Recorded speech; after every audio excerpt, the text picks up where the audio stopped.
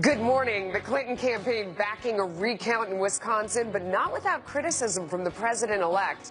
Hi, everyone. I'm Melissa Francis, and I'm in this Sunday morning for Maria Bartiromo. She will return next week to Sunday Morning Futures.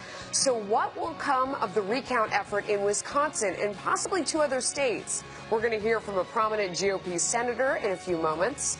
Plus, what now for the United States' relationship with Cuba? With former dictator Fidel Castro dead and President-elect Trump set to take office, we're going to talk to former CIA Director James Woolsey. And the market's on a roll, have you noticed, since Election Day? What will this week bring? We're going to get to that with our panel as we look ahead on Sunday Morning Futures.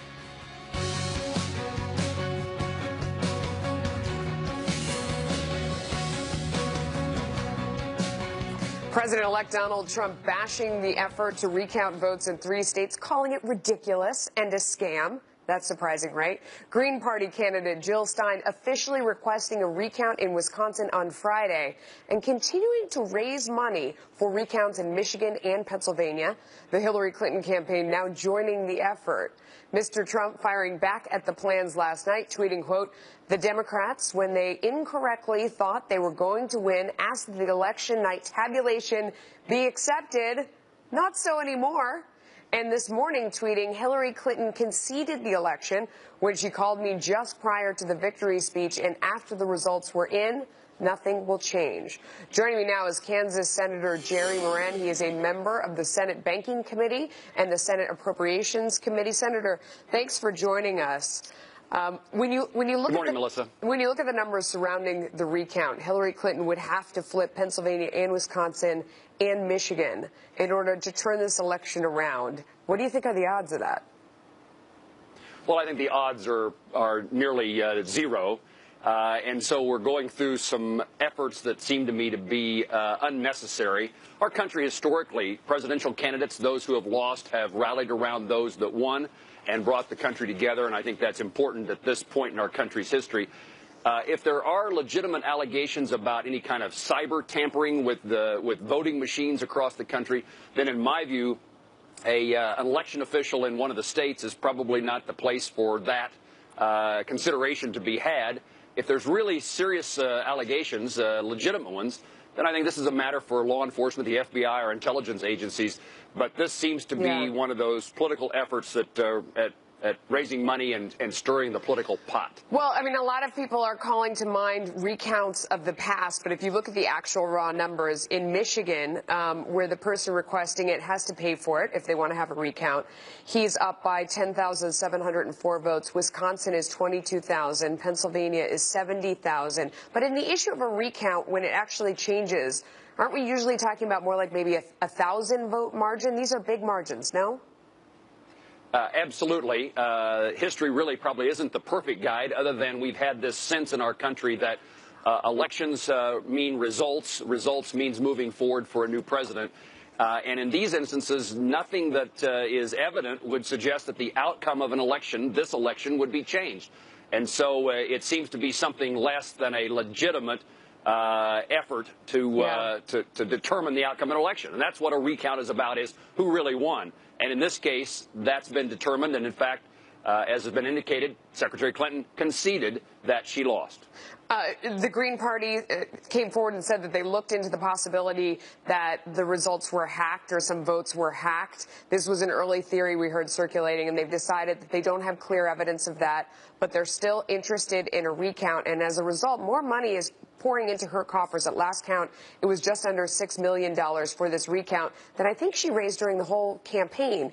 Is there any evidence, though, that any of that money is coming from Hillary Clinton or Hillary Clinton supporters?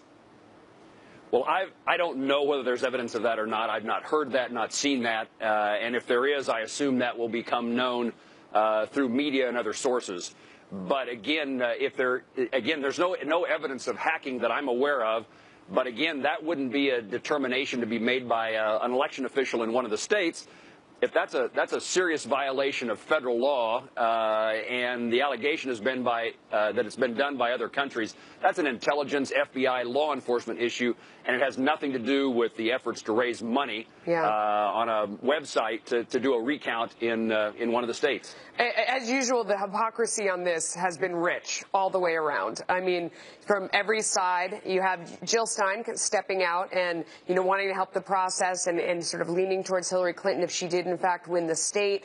But in fact, if you look at her number of votes, if she had been out of the race, there are a lot of places where Hillary Clinton would have won if those voters had gone to her instead. Hillary Clinton herself criticizing Donald Trump at the third debate and on the campaign trail when she said that he hinted that he wouldn't accept the outcome of the election. I think we have a soundbite of that. Do we have that? Let's listen. Oh, sorry, I was wrong about that. We don't have but you can imagine what she said. I'm sure it echoes in your head because we heard it so many times when she said, can you believe it? This is sort of the first candidate in history who said they're ahead of time that they're not going to accept. I'm horrified. They're not going to accept the outcome. But hypocrisy is what you see in politics, no? Melissa, unfortunately, I think that's true. The facts don't change, but the rhetoric changes. And I'm of the view that we have a solid election process in the United States. Yes, there are errors or flaws, but I know I have been in courthouses, in county clerk's office and election offices across my state, and there are lots of citizens involved in the process, people who come just to work the polls, who come just to count the votes. And those people, in my experience, are doing everything they can to get it right, to make sure that the votes are counted correctly. It's not about trying to steal an election. And so, in my view, Americans historically and rightfully so have accepted the results of an election. And that's where we should be today as compared to, your rhetoric changes depending on whether you're winning or losing. Yeah, I mean, I think one thing that makes it tough for people who are upset with the outcome is the popular vote. And they talk about the fact that Hillary Clinton received something like 2 million more votes than Donald Trump. Do you think that there is an appetite in this country now to maybe rethink or look at the Electoral College system? Well, we certainly have the Electoral College system created by our founders. It's in our Constitution, and that was designed for a particular purpose, to force candidates to pay attention to all states. And while there's always been concern or criticism of the Electoral College, again, we ought to make the decision about that not based upon who wins or who loses, but the value of that Electoral College. And this isn't the Electoral College debate ought to be a separate one from what happened or what people are claiming happened in this election. All right, Senator, thank you for your time. We really appreciate it. You're welcome. The president-elect paving a path forward with Cuba post-Fidel Castro. What will relations between the two countries look like under a Trump administration? And Ambassador James Woolsey joins me next for more on that one. And remember, you can follow us on Twitter at Sunday Morning Futures. Stay with us as we look ahead on Sunday Morning Futures.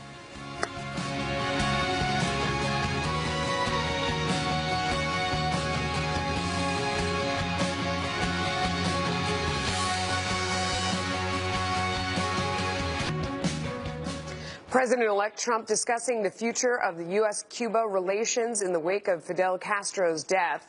Mr. Trump saying his administration would, quote, do all it can to help the people of Cuba, a job that will probably fall to the president-elect's top diplomat, the Secretary of State.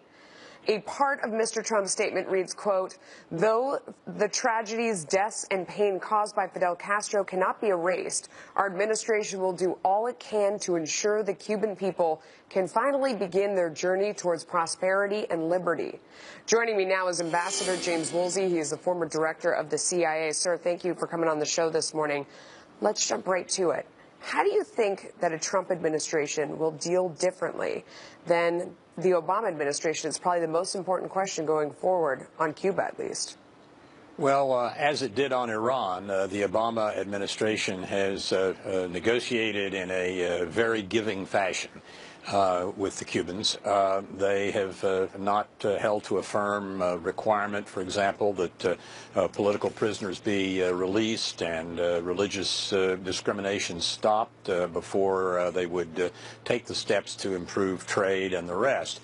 And as a result, the new administration coming in is having to move uphill against concessions that were already made by the Obama administration, and that's a shame, because that means that we haven't given up, but we've made it harder. The government, the Obama administration, has made it harder for the incoming administration to get a better deal, to take a strong line, for example, on political prisoners and succeed before releasing any change permissions for trade and the like.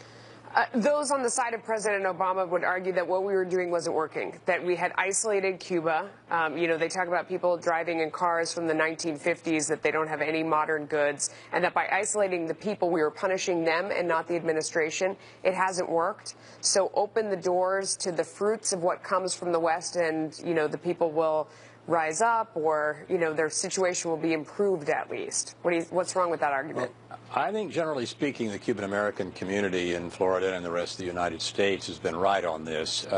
Our problem is not that we've seen too tough a line coming out of the U.S. government on these issues. It's that we haven't seen a tough enough line.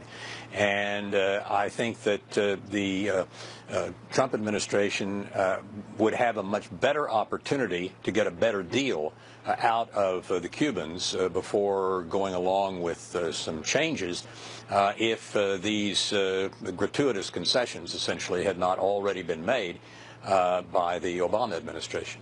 One of the surprises of the election was that Donald Trump got more of the Hispanic vote than people thought he would, and a lot of that came from Cubans who were unhappy, like you said, about what President Obama had done.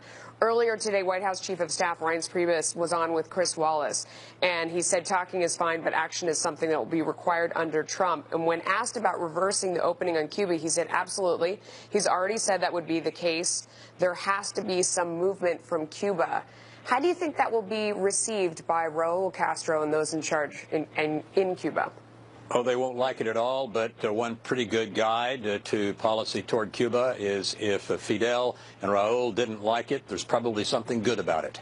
And we are not in a situation, I think, such as the Obama administration seems to imply, in which there's just something bad out there. Nobody's really responsible for it. If we just all get together, can't we all get along? That whole patter, I think, is dead wrong in dealing with totalitarian dictators. There is a source of problem here. It's the Castro brothers and the dictatorship they've imposed on Cuba. And the excellent Cuban people deserve a lot better than that. They deserve a tough stance from the United States, I think, to help them. Yeah, before we run out of time, I wanted to get your opinion on what's going on in the seems maybe still ongoing race for the White House. I understand you have some opinions about this idea that the Russians were able to hack into our electoral process. I don't know if they've been able to hack. The problem is that if they do, about a quarter of the voting machines in the U.S. now, as a result of so-called reforms after the year 2000 hanging Chad mess, about a quarter of our voting machines don't have paper attached to them. They're just electronic. So if somebody succeeds in hacking, trying to get it all straight is very difficult.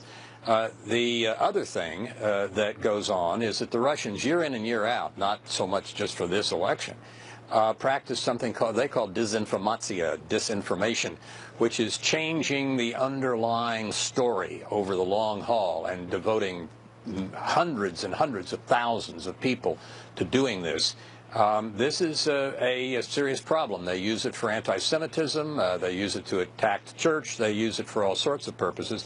And it would be surprising if they had not tried to use it in the current circumstances. Like where? I mean, where would you have seen evidence of this along the way? I mean, are you talking about WikiLeaks? Or are you talking about something more subtle?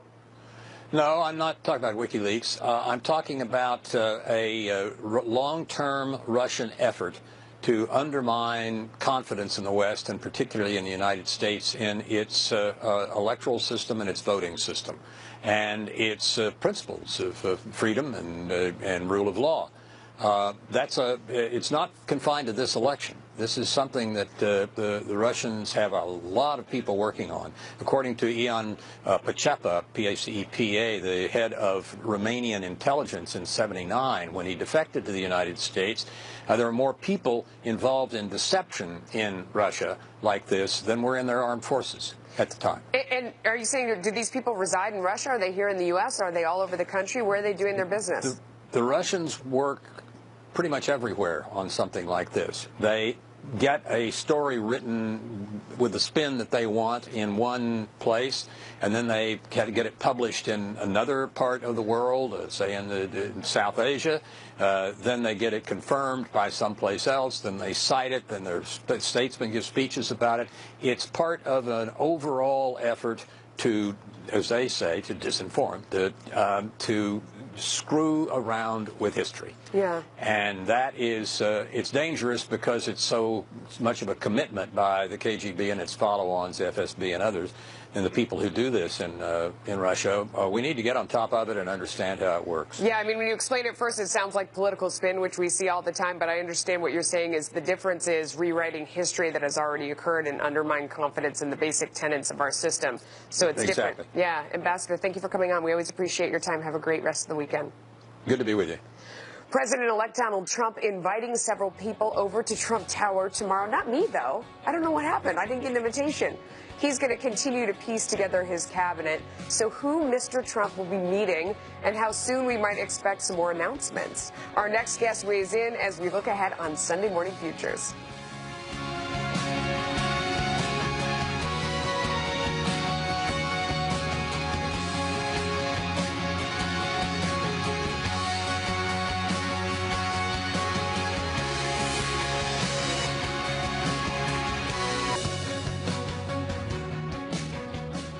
President-elect Donald Trump holding a series of meetings tomorrow at Trump Tower in New York City. There he'll continue working to fill out his administration.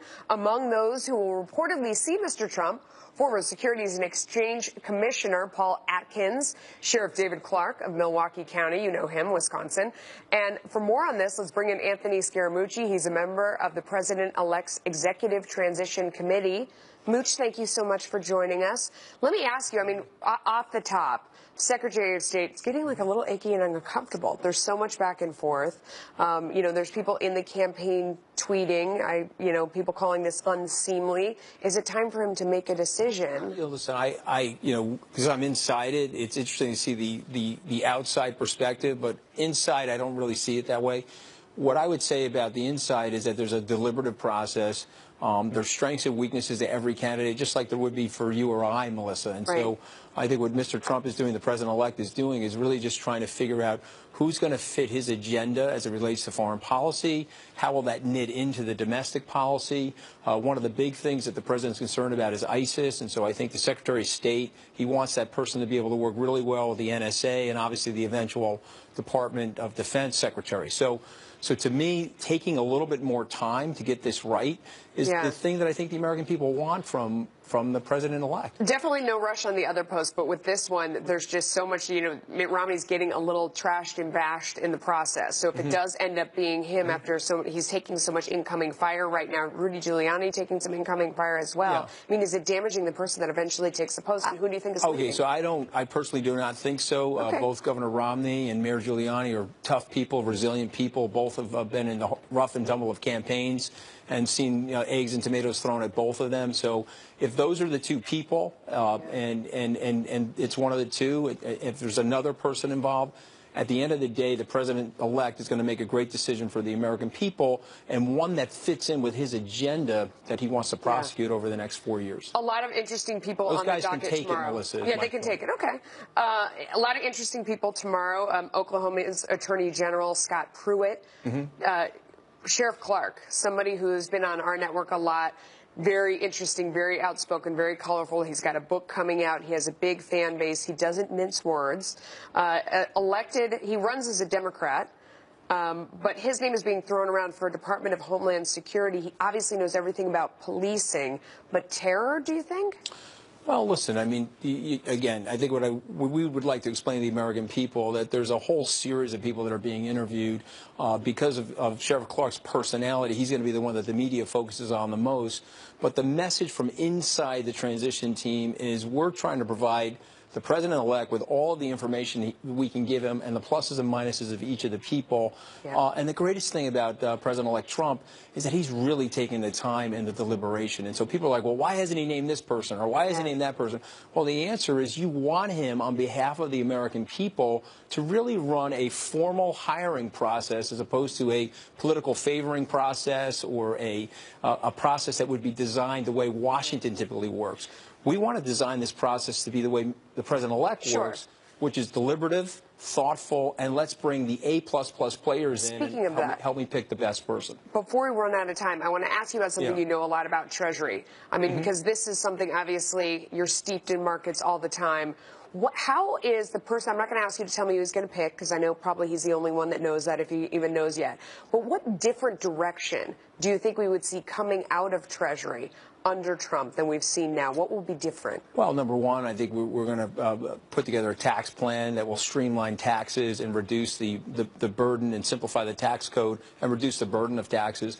Number two, remember, out of Treasury, that's where all the sanctioning comes from.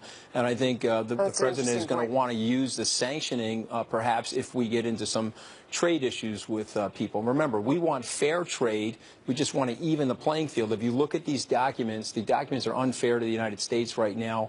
And to make them fair, you may need the help of the Treasury Secretary. So we need somebody with a strong backbone, somebody that's very principled, and somebody that really understands President-elect Trump's agenda and is going to be forceful in helping them implement that agenda. Do you think that somebody comes from a corporation, from Wall Street? Who's the best type of person to do that? I think the best type of person has three characteristics. One, someone that the president can trust. Yeah. Number two, somebody that knows the policy intimately.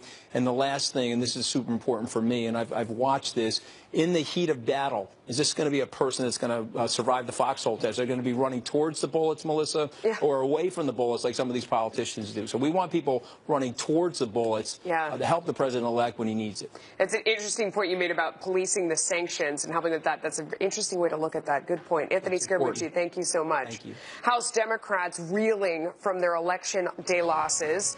Leadership elections are coming up this week. Can Congresswoman Nancy Pelosi hang on to her spot in the face of a challenge? A member of the DNC joins us. That's coming up next as we look ahead on Sunday Morning Futures.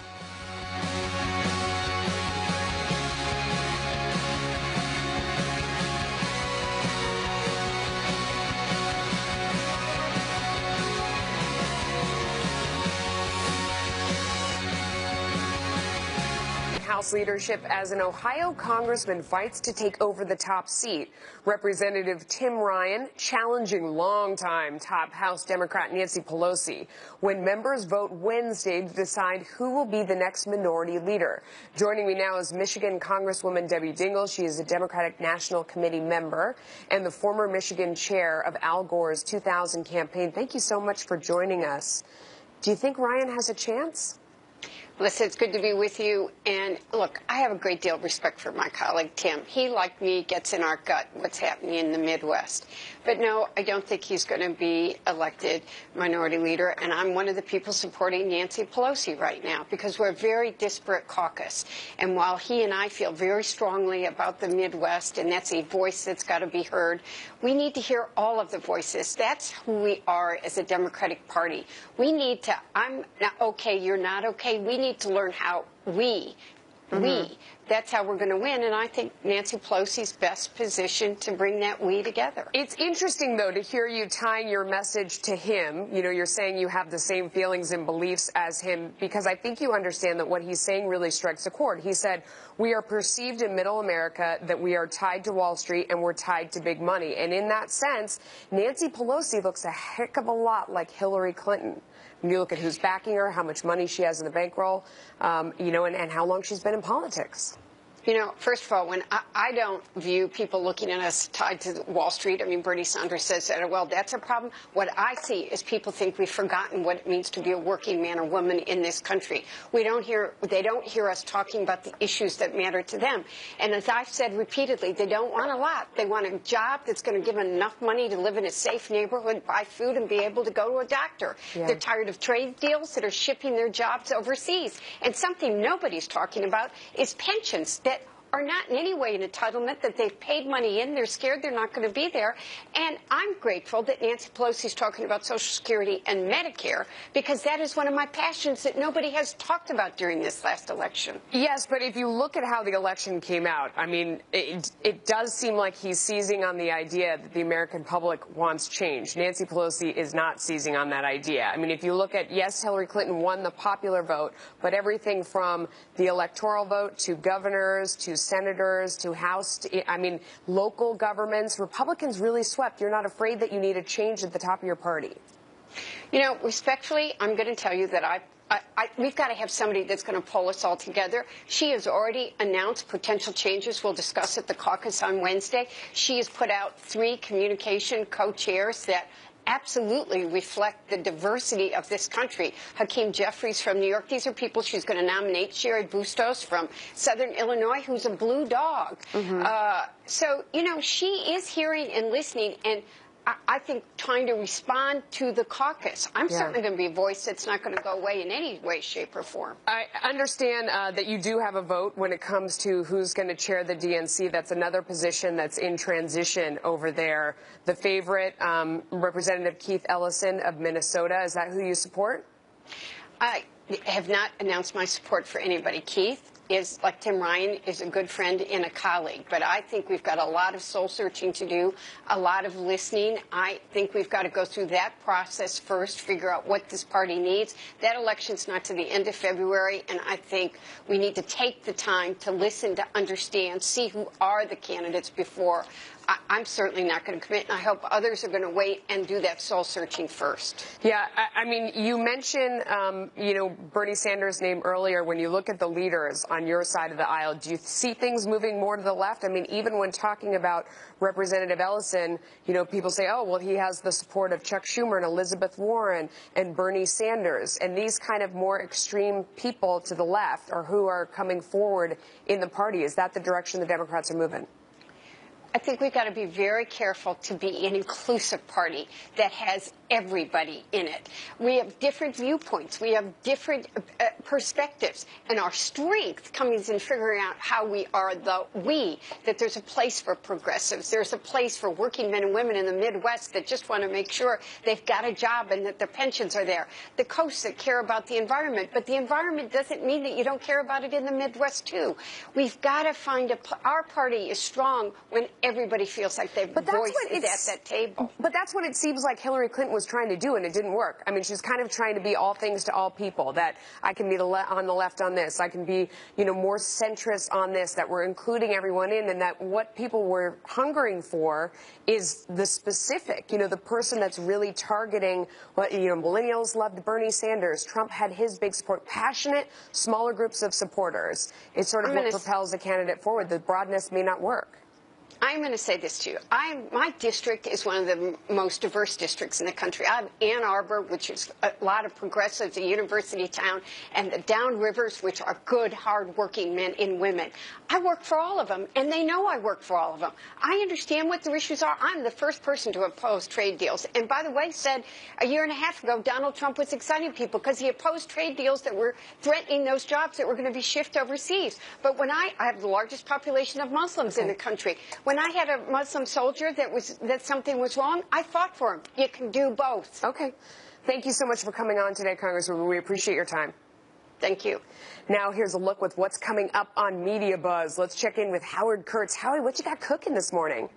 Good morning, Melissa. Well, a holiday smorgasbord. We're going to start with the coverage of Donald Trump meeting with those network executives, the New York Times, the coverage of this ridiculously long shot Wisconsin recount.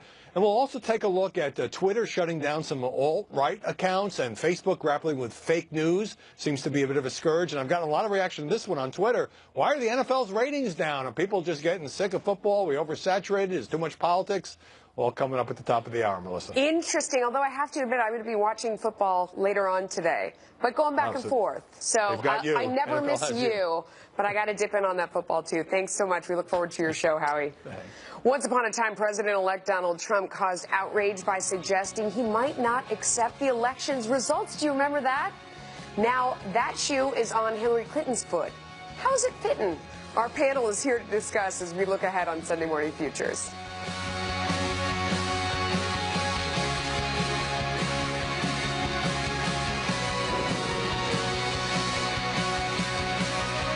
When Donald Trump said he might not accept the election results, and Hillary Clinton called that horrifying. Well, now she's jumping on the Jill Stein bandwagon to have votes recounted in Wisconsin. Green Party candidate Stein has raised millions of dollars for a recount and indicates she may do the same in Michigan and Pennsylvania. Team Hillary says it would join those efforts, too. All right, let's bring in our panel. Ed Rollins is principal White House advisor to President Reagan. He's a chief strategist for a Trump super PAC. Jessica Tarlov is Democratic pollster and senior political strategist for Schoen Consulting. We've got Steve Moore on hand as well. He is a Trump economic advisor and Fox News contributor. Steve, I'll start with you because you have the disadvantage. You're not around the table here with us. What do you think? What do you think about this whole thing? I mean, on one hand, there's a lot of hypocrisy there. On the other hand, everybody's a hypocrite in politics. Come on.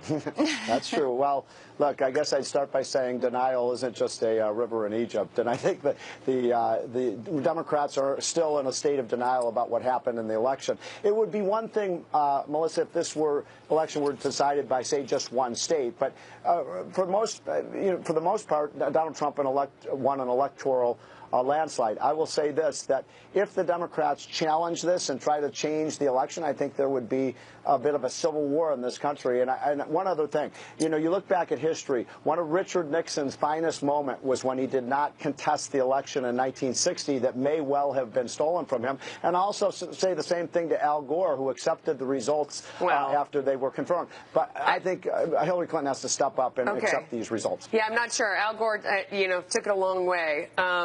But still, going back to what Hillary Clinton said on the campaign trail, let me play that soundbite. I'll get Jessica to respond. Donald said something, well, he said a lot of things that were troubling, but he said something truly horrifying.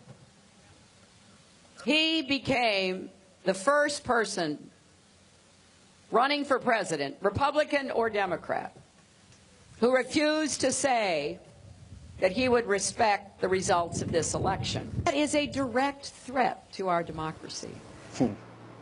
See, Jessica, this is what played wrong in the election, is this holier than thou. How could Trump possibly say this about something where we're like, well, if you don't trust the election, you can ask for a recount. And now she's doing just that.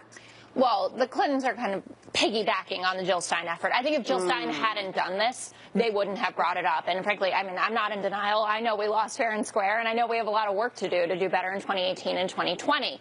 It's a very difficult argument to make, and her lawyers kind of sidestepped a little bit, being like, oh, well, since it's happening, we'll jump on. Right. But frankly, I'm more concerned about Louisiana. Please give money to Foster Campbell. We need that seat. I mean, there are things that need to get done, and I don't think the outcome's going to change. Would I love to wake up tomorrow morning and Hillary Clinton be president? Yeah, that'd be fabulous. I just don't think it's going to happen. And you've been around a long time. Do you believe that Hillary Clinton is just piggybacking off Jill Stein? I mean, how in the world did Jill Stein just suddenly raise almost $7 million when she didn't raise that much in the whole campaign? I think the mistake here is obviously Mrs. Clinton, who was badly beat and unexpectedly beaten certainly by her own team. Didn't think it was going to happen.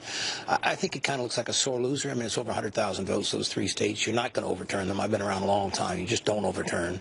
These votes are pretty carefully counted by the time you get to the process where they are today. And I think to a certain extent it's a mistake. It diminishes a little bit. Trump's been pretty generous to her since the election. He's not going to go after the foundation, a whole bunch of things.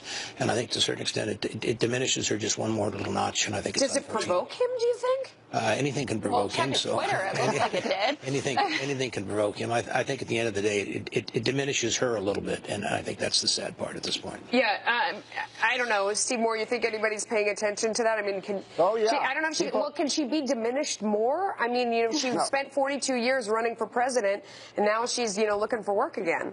Yeah, being a sore loser is not something you want to be. But people are taking this seriously in Washington, and there is some fear on the part of Republicans that Democrats will find some way to steal this election. And so this is being taken seriously by the political pros and by the Trump people.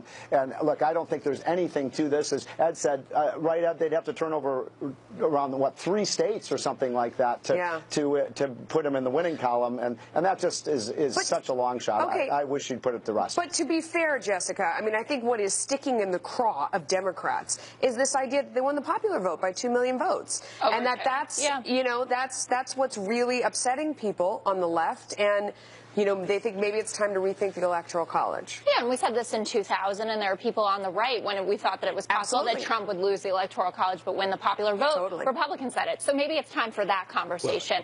But Hillary Clinton will not, if this got overturned, those 3 states, and the margins were small. I mean, Michigan is under 10,000 votes, I believe. Pennsylvania is 70,000, though. Yeah. Listen, I mean, when you look at that she won by, Michigan, it'll go up to 2.5 million votes. These are not Reagan majorities. Real quick, there. we got to run. Our forefathers had the wisdom to create a republic, not a democracy. And we vote by electoral vote. You got it. There we go. All right, panel sticking around. The stock market continuing its record-setting climb this week as the Dow closes an all-time high. But where will the markets go next with the holiday season now underway? Our panel will discuss this and more as we look ahead on Sunday Morning Futures.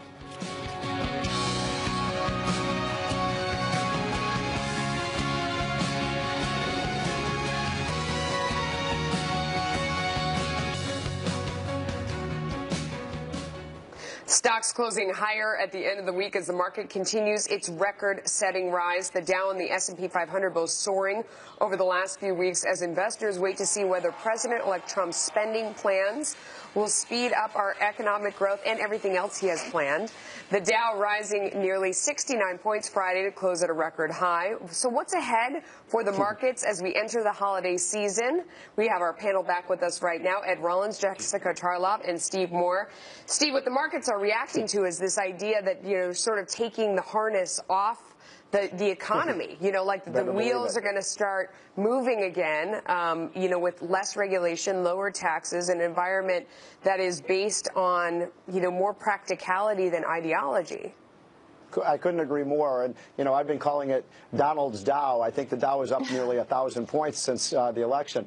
And the point I would make is that when you look at what Donald Trump has proposed on tax policy with dramatic reductions in tax rates, taking the chains of regulations off of businesses, a pro-America energy policy. And I think it was on your Fox Business show a few weeks ago, Melissa, I said that we would get 5 years of 4% growth with the Donald Trump presidency, and I think you know, there's a new buoyancy and optimism you see in investment markets out there, and I think it will continue. Do you think we can get to 4% for 2017? Yeah, I do. Wow. I think once you get, look, we can produce $150 billion more energy every year. Our tax plan, I think, adds 1% of GDP, and then getting rid of Obamacare. I mean, there's so many shackles that once you just unleash them, you're going to see, I just think you're going to see a big boom. Jessica, looking at the data over the weekend, so shopping in-store was down, but that's always expected because people go and shop online. Online shopping was up. The market, you know, has been higher through the year. They say generally when it's higher through November, this portends big gains for the whole year overall. I mean, it feels like sentiment is very positive. What do you think? I mean, I even said to Ed in the green room before we came out here that I feel weirdly optimistic, and this was obviously not my choice candidate. Yeah, I mean, I'm uncomfortable with certain things, but, you know, I think that also there was a poll that was really meaningful last week that showed that of the last 4 presidencies that Americans are more optimistic about the economic prospects under Donald Trump. And that's meaningful. That's why he got elected, right? To be a businessman in the White House. And if you look at his other policies, they're not overwhelmingly popular with a broad swath of Americans. It is about the economy. And I hope that he's successful. Isn't the economy stupid? Again. It is, and it's all about jobs, and that clearly those key Midwest states, the Michigans, the Ohios, the Wisconsins, were all about jobs. And I think to a certain extent he preached that message. Steve Moore's plan, which is very much a part of the the Trump plan is a stimulating plan. It's lowering corporate taxes. It's basically getting, But it's a tough task. I mean, let me push back a little bit, because when you're looking at the people who voted for him out of the Midwest and people that are out of work because of serious changes that have gone on in the economy, where those jobs don't exist anymore, and these people want jobs, they don't want to be retrained. Real quick, Ed, and Steve, then I'll come to you. What are the odds that you can get these people back to work? First of all, big corporations are not going to come back. It's going to be smaller businesses, and there's going to be more of that, and people are going to be able to borrow money and not have to pay this enormous taxes. My sense is there's a lot of people out there in the job market who want jobs, and they'll take things that they wouldn't take before. So. Steve, real quick, last word. How does he create jobs for those people whose jobs have disappeared? Well, through the things I just said, but I think you nailed it, Melissa, that Donald Trump will be really regarded in 4 years based on whether he is able to revitalize those very areas that voted for him so heavily. Places like York, Pennsylvania, and Green Bay, Wisconsin, and Rockford, Illinois. They've got to find a solution. We've got to have an economic development there. Yeah, it'll be interesting. All right, well, we'll be watching close. Still to come, the one thing to watch for in the week ahead on Sunday Morning Futures.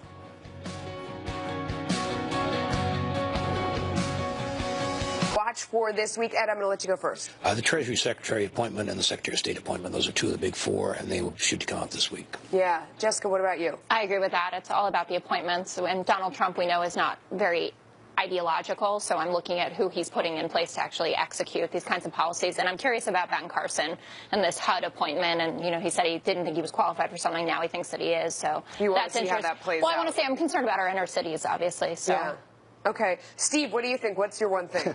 These guys stole mine, but I will say this on Treasury. Steve Mnuchin, who worked with me on that tax plan, possibly Jeb Hensarling, a congressman from Texas, or a pro-growth Democrat, Melissa, Jamie Dimon. I think it'll be one of those three. And I'll also be looking, does the Donald Dow continue to soar? Yeah, no, those are important things. I'm also going to be watching those sales numbers from the weekend to see how consumers are feeling. Great show, you guys. Thanks so much. That does it for us here on Sunday Futures. Maria Bartiromo is back next week. Media Buzz next.